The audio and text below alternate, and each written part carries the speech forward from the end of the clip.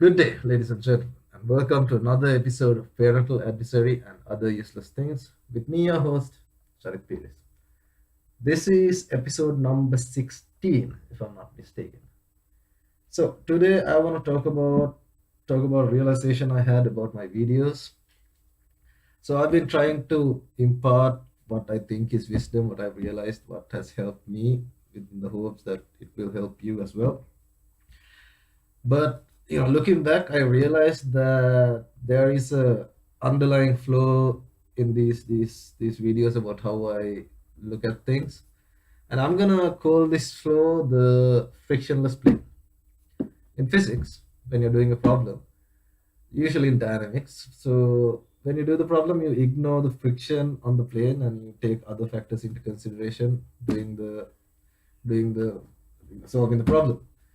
Now, in physics, this is not the problem, but what you need to realize is that if that problem is a real life situation, you're just way off because you disregarded the friction. You thought you assumed there was no friction in the plane, so you're wrong. But you did it so that the question was more straightforward and simple. Now, the problem with my videos is that I have disregarded the friction in the plane. When I talk about looking at things, doing good work, treating everybody well, that sort of thing. But the problem is I haven't taken like the different emotions that govern us. Now, on a very good day, when you've had good sleep, when countless amount of factors have gone perfectly, you might be able to do that. But the matter of the fact is that we are complex creatures. We are governed by the external factors. We are governed by things that are in us. There's like complex chemicals that's running all over the place, changing how we see things. And there's like psychological effects, people always see themselves as better looking as they are, or as smarter than they are, or as more charitable than they actually are.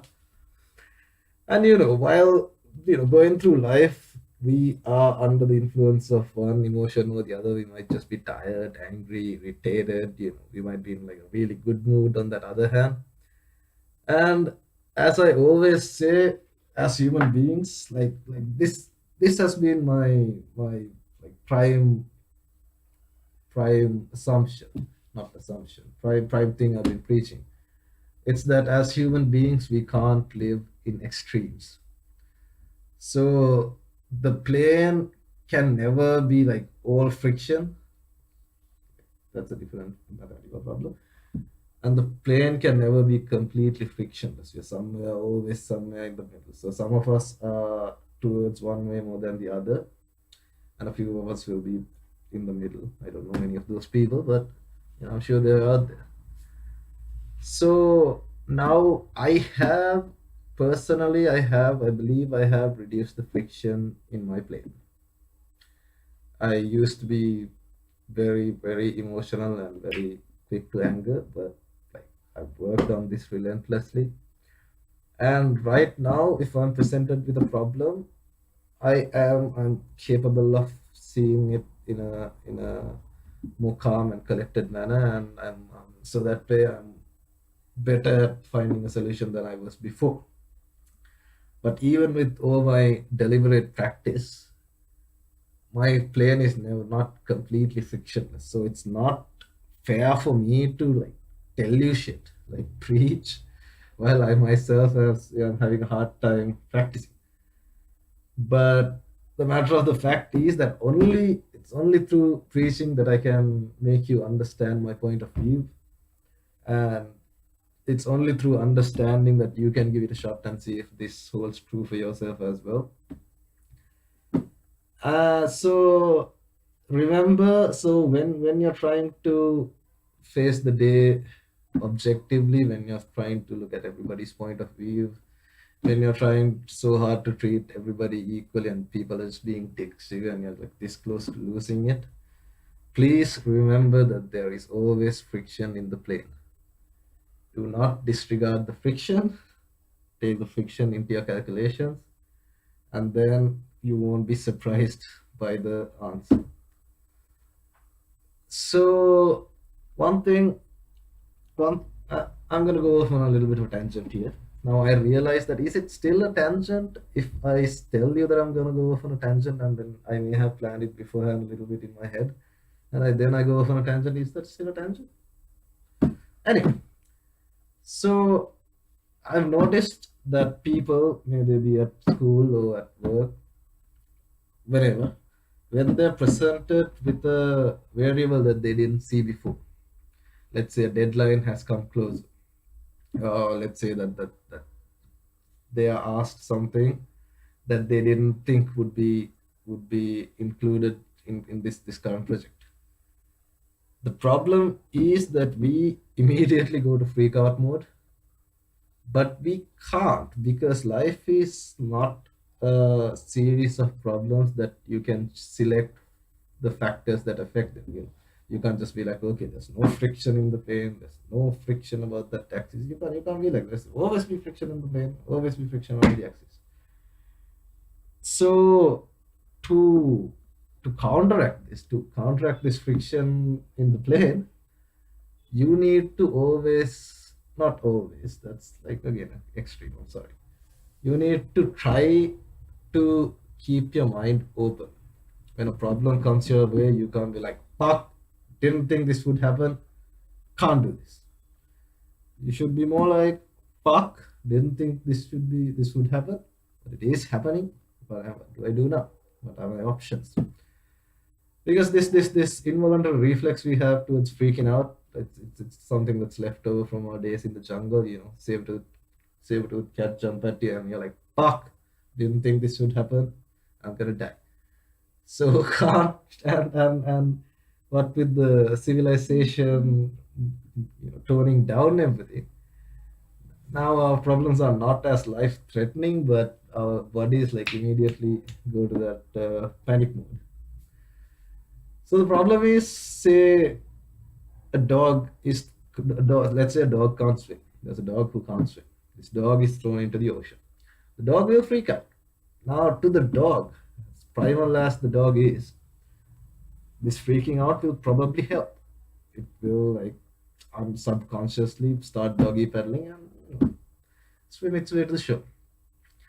But as humans, our built-in instincts are not that good anymore. Their instincts, like, they are not even relevant in the present day context. So instead, we need to use our intelligence. So if you can't swim and you're thrown in the water, if you go in that animalistic direction and you start freaking out and start thrashing about, you are going to fucking die. But even if you can't swim, if you take a moment, just calm down, realize that thrashing about is not going to help you, that maybe you should try to float. I don't know, whatever. But if you stop and are capable of thinking about your options, then you have a higher chance of survival. And this analogy translates to all things in life. Somebody screaming at you. You have a blown tire on a busy road. Uh, there's a project and something you didn't see. You have to do something that you didn't think you'd have to do. Whatever. We need to stop thrashing about, stop panicking. We need to start making preparations to go in that direction that we have to go. So that being said, as a part of this developed civilization, like, we have very little patience for the thrashing about of other people. You see people, like, a prime example is Black Friday, where people just give in to their instincts and go crazy. But as higher order beings, as people who have developed the intelligence, it's counterproductive to all of us to just drop everything we learned over the past thousands of years and then just revert back to that animal mode.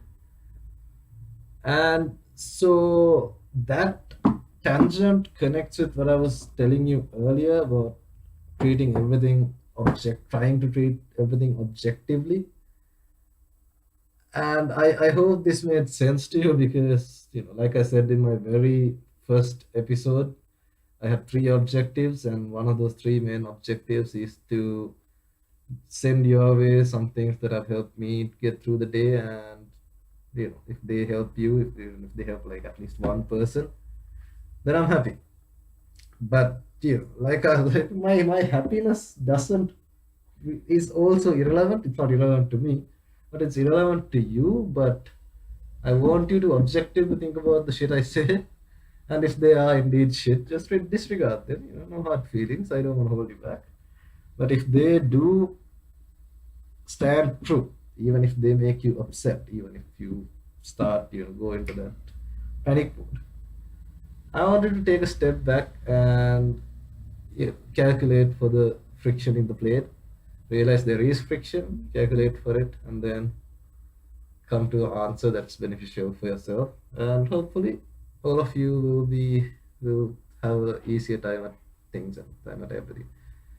See, my thing is, like I said, like I talked about in some earlier episodes, I suffer from like chronic and debilitating depression.